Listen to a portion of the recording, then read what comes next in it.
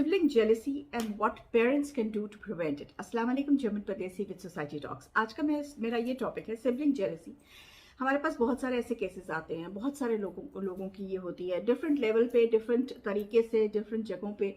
Sibling rivalry जो है वो हमेशा एक जिंदगी में कहीं ना कहीं जाके किसी ना किसी को, तकरीबन हर एक किसी को कहीं ना कहीं इसको फेस करना पड़ता है। तो let's just see what is sibling jealousy. Sibling jealousy शुरू हुई थी सबसे पहले, अगर आप पीछे चले जाएं तो हाबिल और काबिल से। हमारा कुरान हमें बताता है कि हाबिल और काबिल में सिबलिंग जेलसी हुई थी जब एक का जो है वो सदका कबूल हो गया था और दूसरे का नहीं हुआ था। It started a rivalry that started the humanity का जितना सा राइवलरी है वो वहां से आ रही है कि जब एक भाई ने दूसरे भाई को कत्ल कर दिया तब उसको समझ नहीं आ रही थी कि मैं क्या करूं, तो अल्लाह ने कौवा भेजा, उसने ज़मीन खोदनी शुरू की। उससे उसको बताया गया कि तुम ज़मीन खोद के भाई को यहाँ दफना दो। अस्तगफिरुल्लाह। लेकिन ये है और ये तब से शुरू हुई हुई है और शैतान हमारे ऊपर तब से मुसल्लत है और ये चलता आ रहा है। मैं आई वॉज वॉचिंग पिछले दिनों में, बल्कि I am still watching, I think it's my third time, मेरा सुल्तान एक सीरियल है, टर्किश सीरियल है, उसको उर्दू में डब किया हुआ है। One of my favourites, very lengthy, I don't know 300 कितनी उसकी वो है। मैं अब दोबारा देख रही हूँ, मैंने 7-8 साल पहले देखा था। बट उसमें से मुझे एक बात बहुत ज़्यादा जो इस टॉपिक के साथ रेलिवेंट लगी वो ये थी कि उसमें जो हुर्रम सुल्तान के जो बेटे होते हैं, सेकेंड और थर्ड जो बेटा उसका होता है सलीम, जो इवेंचुअली फिर बाद में शहनशाह बना था, और उससे छोटा भाई बियाज़त जो था, उन दोनों में सिबलिंग राइवलरी जो दिखाई हुई है, बचपन से दिखाई हुई है और पेरेंट्स उसको सीरियस नहीं लेते। यू नो, डांट डपट करके छोटे वाले को हमेशा डांट डपट करके परे कर दिया। और बेसिकली होता भी यही है। और इवेंचुअली वो इतनी बढ़ गई थी कि सलीम ने फिर बियाज़त को फांसी लगवा दी थी विद हिज चिल्ड्रन, सारी उसकी फैमिली को मरवा दिया था। This is no exception. इन लोगों के जो ये शाही खानदान होते थे पुराने, इसमें तो खैर ये रिवाज था कि जब एक बादशाह बनता था तो वो बाकी अपने सारे भाइयों को मरवा देता था। That is something else. But what I am talking about sibling rivalry, उसमें भी ये दिखाया हुआ है और ये कॉमनली हम लोगों को सुनने में भी मिलता है कि जो छोटा बच्चा होता है बेसिकली ज्यादातर होता है कि वो बड़े वाले से राइवलरी में आ जाता है। But this is not essentially, जिसको कहते हैं ना कि 100%।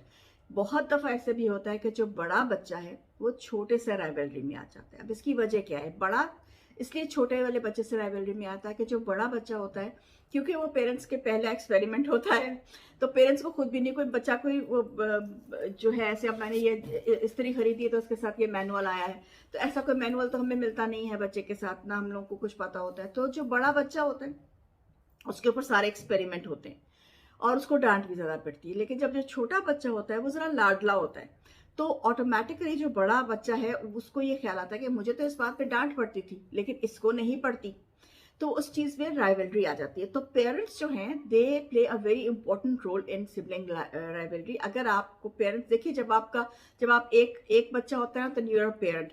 जब आपके 2 बच्चे या 3 बच्चे हो जाते हैं then you are not a parent any more, you are a referee, you no.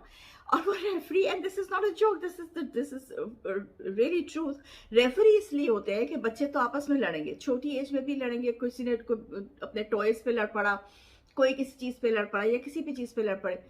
तो बचपन की जो लड़ाइयां हैं उसको आप इग्नोर मत कीजिए एज अ पेरेंट। उसको आप वाकई में सीरियसली देखें कि आपका बच्चा किस चीज से अपने दूसरे भाई से, बड़े से लड़ रहा है या बड़ा बच्चा छोटे से लड़ रहा है, तो किस बात पे, किस चीज से लड़ रहा है। Try and bring balance in both of them, ठीक है। Talk to both of them. Always talk to your children as if you are talking to an adult. That makes them feel important, ठीक है। अगर आप बच्चे को चल हट पड़ा, रहने दे, छोड़, डोंट डू दिस। लेकिन हमारे देसी पेरेंट्स करते हैं। टाइम नहीं होता, पेशेंस नहीं है, they don't know what to do, तो वो बच्चे को ना छोड़, बड़ा है, जाओ जाकर से माफी मांगो, करो। This is not the right way to do it. This is not the right way to handle. मैं कितनी दफा पेरेंट्स को ये बात बताती हूँ, प्लीज। पेरेंट बन जाना इज वेरी इजी, बच्चा पैदा कर लेना इज वेरी इजी, बच्चे को पालना इज द मेन स्टोरी, ठीक है ना। पालना जो है ना वो मेन चीज है बच्चे को। तो दोनों बच्चे को, आपके ये भी हो सकता है कि आपके जितने बच्चे हैं उन सबके अलग अलग कैरेक्टर्स हैं, तो हर बच्चे को उसके कैरेक्टर के लिहाज से डील करना सीखे। मेरे बच्चे हर एज पे अपना कैरेक्टर भी डिफरेंट दिखाते हैं। तो हर एज में आप जो है उस बच्चे को उस तरह से डील कीजिए। Be a friend to your child, don't be a tyrant parent कि वो आपसे आके बात, always keep that door open कि बच्चे को ये जो है ना फीलिंग होनी चाहिए कि मैंने कितना भी बुरा काम कर लिया, I can go and talk to my parents. चाहे एक दो थप्पड़ शायद पड़ जाएंगे, शायद एक दो दफा डांट पड़ जाएगी, but my parents have my back. This is a very important feeling for a child. Sibling rivalry जो होती है वो ज़रूरी नहीं है कि पेरेंट्स की खता हो, लेकिन मैं ये ज़रूर कहूँगी कि 80% उसमें पेरेंट्स का हाथ ज़रूर होता है कहीं ना कहीं जाके, अगर आप देख लें। और वो इसलिए होता है कि पेरेंट्स जो है ना, लाइलमी में कह लें या वॉट एवर रीज़न जो भी आप कह लें, हमेशा आपने देखा होगा, तुम्हारा भाई ने देखा तुमसे कितने अच्छे मार्क्स लिए हैं, तुमने अच्छे, तुम्हारा भाई देखा है कैसे सच के बाहर जाता, तुम नहीं करते। या बेटी को तुम्हारी बड़ी बहन देखी कैसे करती है, तुम्हारी छोटी बहन देखा है कैसे। Don't please ever do that, don't, no, बिल्कुल नो नो है ये चीज। Don't ever tell one child कि दूसरा बच्चा कैसे अच्छा है उससे। ये बात जो है, देखिए, इट इज नॉट इम्पॉर्टेंट कि आपने उसको उस वक्त क्या कहा है, बट जो क्या उसको हम कहेंगे, सीड होता है ना बात का, वो दिमाग में आ जाता है। फिर वो राइवलरी का आए, वो हेट्रेट का आए, वो आप पेरेंट्स के हेट्रेट में आ जाए, वो सिबलिंग के हेट्रेट में आ जाए, ये जो बीज है, ये आपकी ये वाली बातें जो है ना, ये उनमें डालती हैं कि उसको देखो, तुम्हारे बड़े भाई को, उसने तो इतने मार्क्स लिए थे क्लास में, वो कितना अच्छा, वो सारी रात पढ़ता रहता है। Don't do this to your child. हर बच्चे की कैपेसिटी, हर बच्चे का तरीका, हर बच्चे का दिमाग का लेवल डिफरेंट होता है। तो बीइंग अ पेरेंट, एक शफीक पेरेंट बनिए। अपने आप को देखिए, सबसे पहले हमें एज अ पेरेंट अपने आप पे काम करने की जरूरत है। बच्चा पैदा कर लिया आपने, उसको दुनिया में तो आप ले आए, ठीक है जी, वो part of the thing is not all that difficult. The difficult part is कि आपने उसको एक अच्छा ह्यूमन बीइंग कैसे शेप करना है। उसके लिए पहले आपको खुद ट्रेनिंग करनी है। खुद आप ट्रेनिंग कीजिए, अपने आप को इस्लाम पढ़िए, कुरान पढ़िए, बुक्स पढ़िए, जर्नल नॉलेज पढ़िए, पेरेंटिंग पे बुक्स पढ़िए, अपना दिमाग लड़ाइए, अपना दिमाग ओपन कीजिए, और घर में माहौल अच्छा रखिए। मियाँ बीवी आपस में लड़ाइए बच्चों के सामने प्रेफरेबली ना करें, बिकॉज ये तो नहीं हो सकता मियाँ बीवी ना लड़े। बहुत कम ऐसे कपल्स होते हैं जिनमें लड़ाई नहीं होती है, ओके फाइन, लेकिन जरूरी नहीं है कि बच्चे के सामने लड़ाई करे। दूसरा ये कि बच्चे को बिठा के, जैसे कि हमारी औरतें अक्सर करती हैं, उनका बेचारियों का बस नहीं चलता क्योंकि मेन आर नॉर्मली टायरेंट्स।